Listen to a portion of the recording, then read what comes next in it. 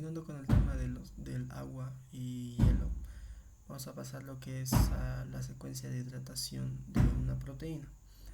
Entonces es importante conocer cómo interactúa el agua en la hidratación de un componente de un alimento seco. Se va a considerar una proteína porque las proteínas contienen varios grupos funcionales de gran importancia en los alimentos.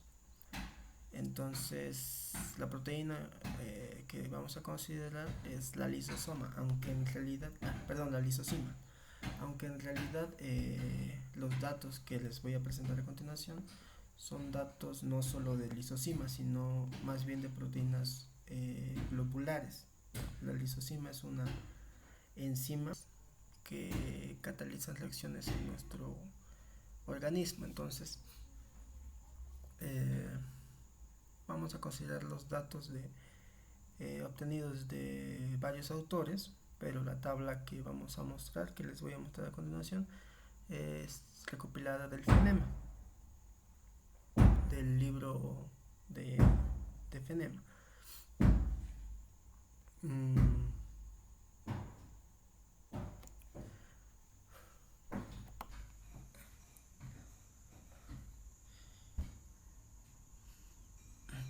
Bien, aquí tenemos la lisosoma, es la enzima de las cual vamos a presentar el cuadro de datos que nos tiene el Fenema. Bien, aquí tenemos la tabla 4 que está en el Fenema. Bien. Desde la izquierda tenemos propiedades: agua constitucional, capa hidratada y agua en la fase masiva, agua libre y agua atrapada. En las propiedades tenemos descripción general del lisosoma, contenido de agua aproximado. Esta se mide se va a medir de tres maneras: gramos de agua, gramos de proteína seca, mol de agua, mol de proteína seca, y porcentaje en peso de la lisosima. Luego tenemos el punto de localización en la isoterma. Ese punto aquí está desarrollado. Esa es la figura de la isoterma de absorción de humedad para un alimento. Entonces, si se fijan en esta isoterma, tenemos tres zonas: 1, 2 y 3.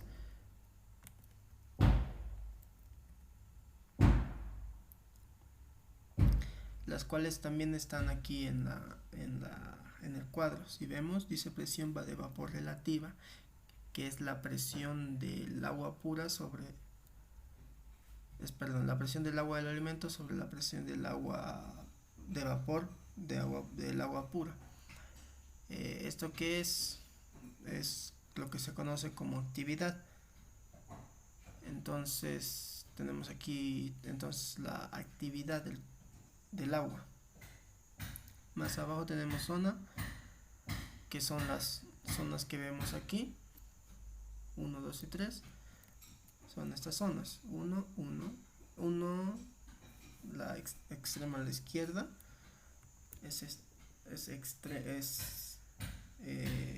en el eje Y, aquí en esta imagen.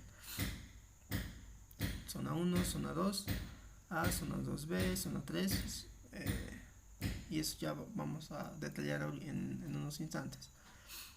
Propiedades del agua, propiedades de transferencia termodinámica, movilidad aproximada, congelabilidad, capacidad solvente, estructuras proteicas, propiedades proteicas, donde está la estructura y la movilidad.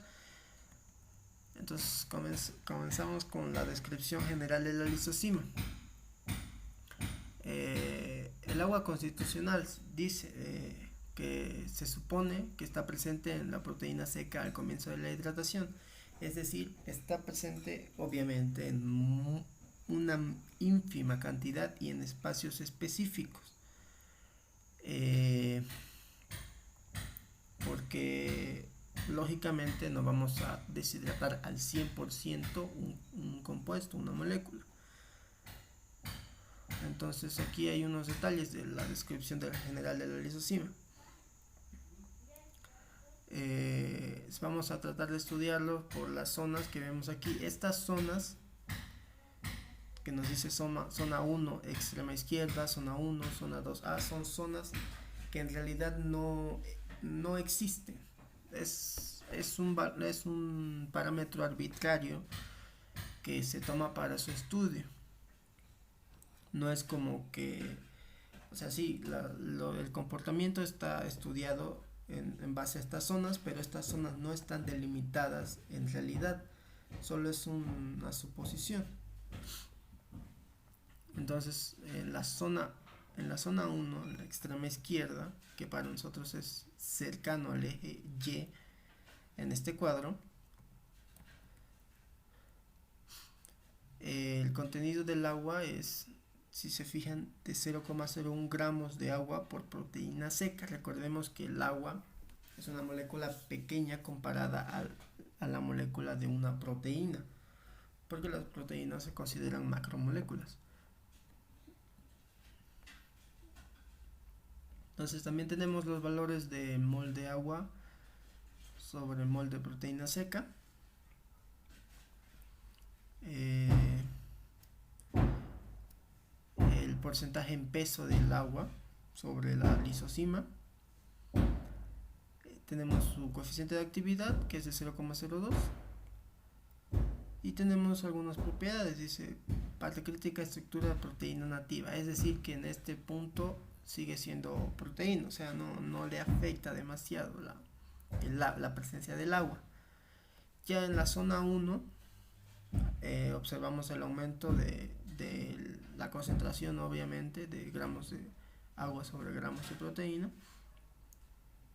de entre 0,01 a 0,07.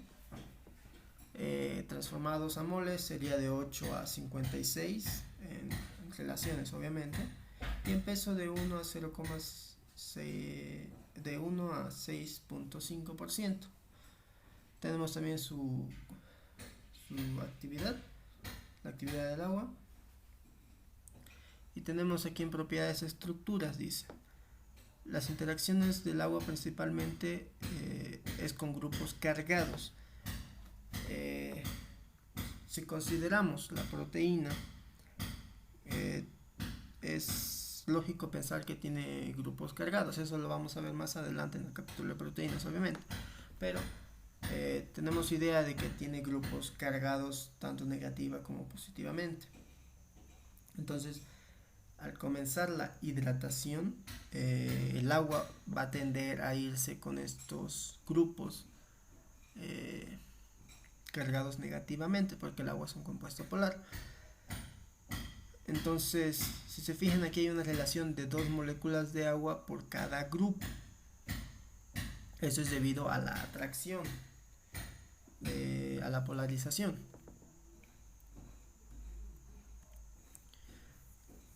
Y tenemos algunas características, obviamente, con relación a la zona 1 también, y a la zona 2, y a la zona 1, estamos hablando de esa zona solamente. Tenemos propiedades como la energía libre de Gibbs y la entalpía, que sus unidades son kilojulios sobre mol. Tenemos movilidades aproximadas, que se conocen como tiempo de residencias. Tenemos congelabilidad, y si se fijan, de la zona 1 a la zona 2, zona 1, zona 2, la congelabilidad es nula. Es decir, que prácticamente si tratamos de congelar esta proteína no lo vamos a lograr. Su capacidad va aumentando, su capacidad de solvente va aumentando de nula a ligeramente moderada en la zona 1 a 2, y ya luego en la zona 3 se vuelve normal, es decir, que ya tiene capacidad para solubilizar otros compuestos. Si se fijan en la estructura de la proteína, bueno, más adelante también se va a estudiar las estructuras proteicas, la primaria, la secundaria, la ternaria y la cuaternaria, pero va a estar en un estado plegable, estable. es decir, que no sufrirá ningún cambio en su estructura, en su superficie, ningún cambio significativo. Ya en la zona 1, en la zona 1 de extrema izquierda, la zona 1 ya empezará a comenzar el agua a plastificar regiones amorfas, es decir, que el agua ya va a empezar a afectar a la estructura de la proteína. Si siguen notando, en la zona 2 ya comienza mayor plastificación de regiones amorfas. ¿Qué quiere decir? Que va a obtener viscosidad y va a obtener elasticidad en el movimiento de la proteína. Con respecto a su movilidad enzimática, dice que en la zona 1 es bastante insignificante, es decir, que la enzima no está, prácticamente está inactiva. Ya después, debido al movimiento de las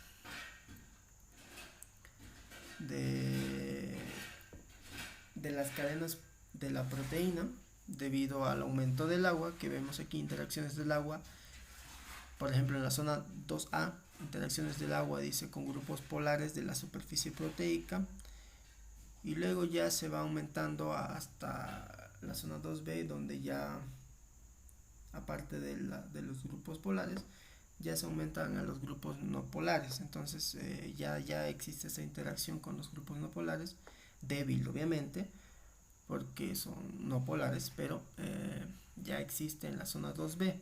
Ya en la zona 3 pasamos a una hidratación completa prácticamente, donde existe, si se fijan en la vertical de la zona 3, existe agua libre y existe agua atrapada en la molécula, obviamente. Entonces aquí tenemos, o eso sería un poco de la explicación de lo que es la secuencia de la hidratación de una proteína. Entonces, estos datos son generalmente para la lisosima y más concretamente para proteínas globulares.